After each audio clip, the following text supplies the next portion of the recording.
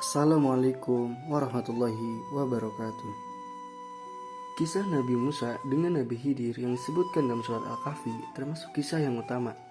Nabi Musa pergi dari kotanya untuk mencari ilmu ketika Tuhannya memberitahukan kepadanya bahwa di bumi ini terdapat seseorang yang lebih alim darinya.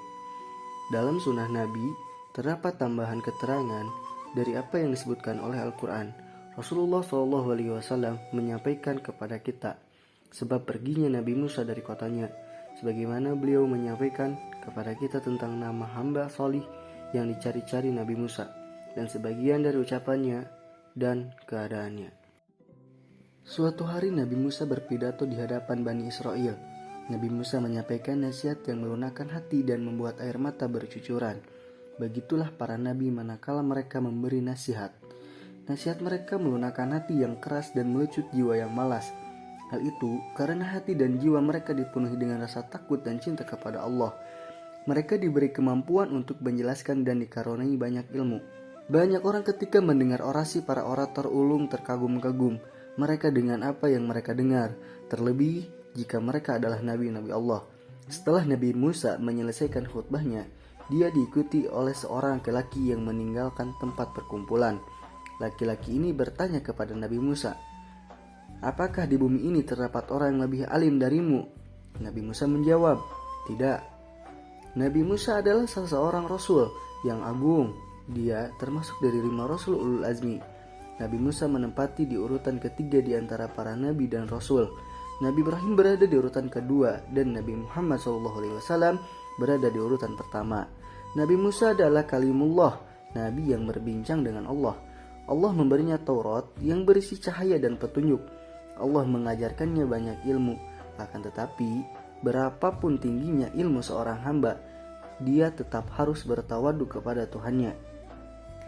Jika dia ditanya dengan pertanyaan seperti itu, semestinya dia menjawab, "Wallahu alam." Seberapapun ilmu yang dimiliki oleh seseorang tetaplah sedikit dibandingkan dengan ilmu Allah. Allah mencela Musa yang tidak mengembalikan ilmu kepadanya. Dia mewahyukan kepadanya, ada yang lebih alim darimu. Allah mempunyai seorang hamba di tempat bertemunya 2 laut. Dia memiliki ilmu yang tidak kamu miliki. Manakala Nabi Musa menyimak hal itu, dia pun bertekad ingin menemui hamba salih tersebut untuk menimba ilmu darinya.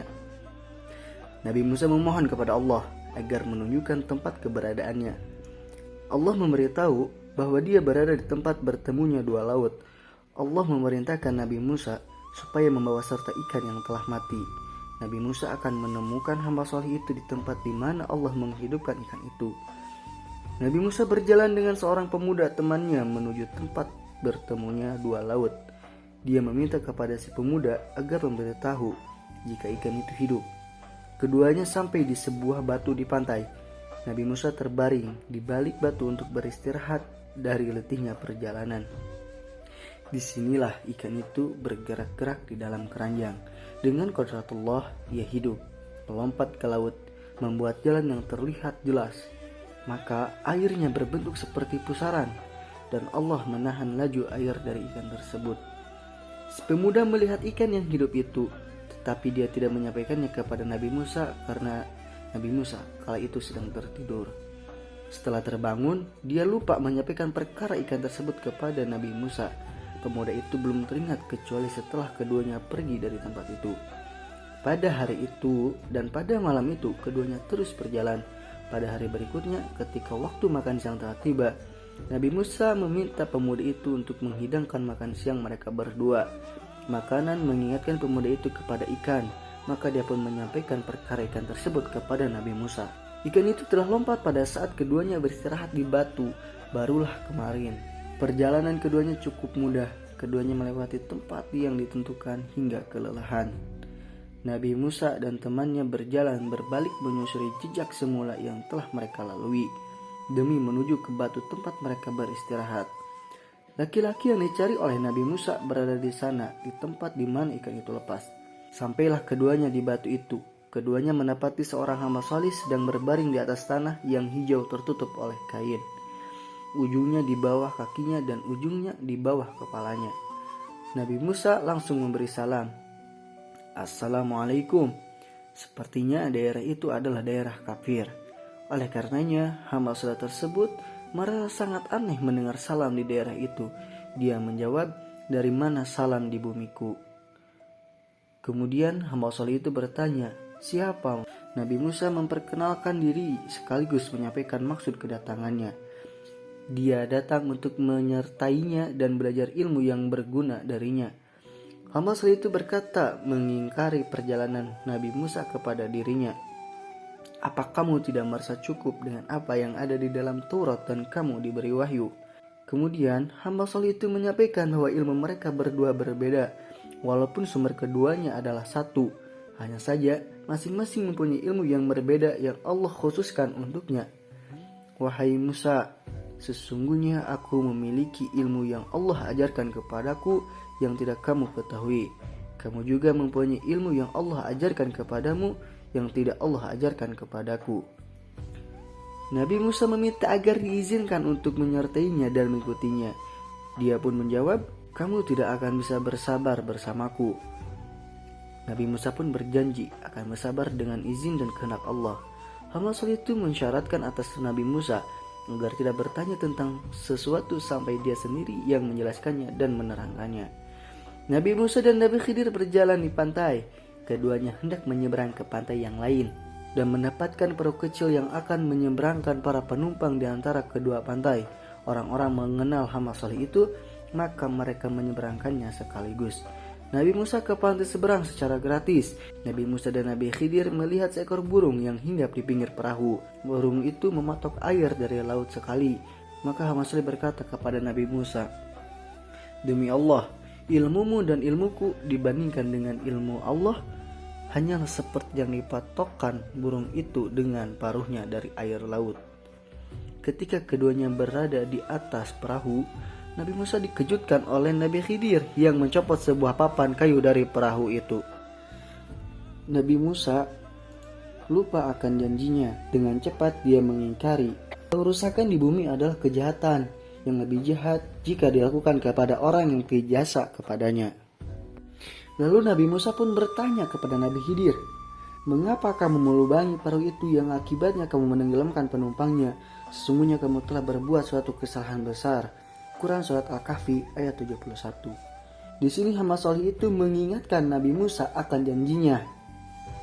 "Bukankah aku telah berkata, sesungguhnya kamu sekali-kali tidak akan bersabar bersama denganku?" Quran Surat Al-Kahfi ayat 72. Pertanyaan Nabi Musa yang pertama ini dikarenakan dia lupa, sebagaimana hal itu dijelaskan oleh Rasulullah SAW.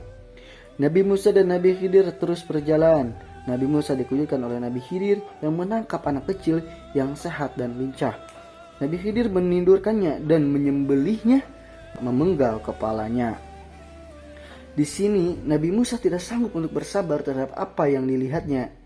Dengan tangkas dia mengingkari sementara dia menyadari janji yang diputuskannya.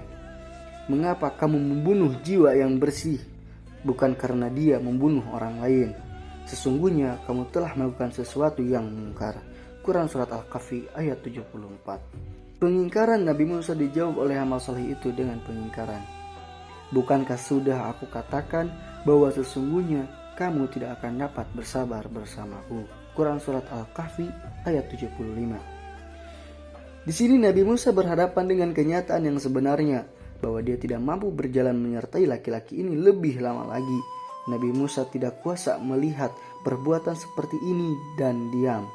Hal ini kembali kepada dua perkara. Pertama, tabiat Nabi Musa. Nabi Musa dengan jiwa kepemimpinan yang dimilikinya sudah terbiasa menimbang segala sesuatu yang dilihatnya. Dia tidak terbiasa diam jika menyaksikan sesuatu yang tidak diridhoinya. Dan kedua, dalam syariat Nabi Musa, pembunuhan seorang anak adalah sesuatu kejahatan. Sebagaimana mungkin Nabi Musa tidak mengingkarinya, siapapun pelakunya. Dalam hal ini Nabi Musa mengakui kepada hamba salih tersebut. Nabi Musa memohon kesempatan yang ketiga dan yang terakhir. Jika sesudahnya Nabi Musa bertanya, maka dia berhak untuk meninggalkannya. Keduanya lantas berjalan hingga tibalah di sebuah desa yang penduduknya pelit. Nabi Musa dan Nabi Khidir meminta kepada mereka hak tamu. mereka berdua hanya mendapatkan penolakan dari mereka. Walaupun demikian, Nabi Khidir memperbaiki tembok di desa itu yang miring dan hampir roboh. Ini perkara yang aneh. Mereka menolak menerima keduanya sebagai tamu, tapi hamba soleh ini memperbaiki tembok mereka dengan gratis. Di sini Nabi Musa memilih berpisah. Hal ini ditunjukkan oleh pertanyaan Nabi Musa kepada hamba soleh tentang alasan dia memperbaiki tembok secara gratis, padahal tembok itu dimiliki oleh kaum yang menolak mereka. Seandainya Nabi Musa bersabar menyertai hamba soleh ini, niscaya kita bisa mengetahui banyak keajaiban dan keunikan yang terjadi padanya. Akan tetapi, Nabi Musa memilih berpisah setelah hamba soleh ini menerangkan tafsir dari perbuatannya dan rahasia yang terkandung dari perilaku yang dilakukannya. Dan perkara ini tercantum di dalam surat Al-Kahfi. Wallahu a'lam.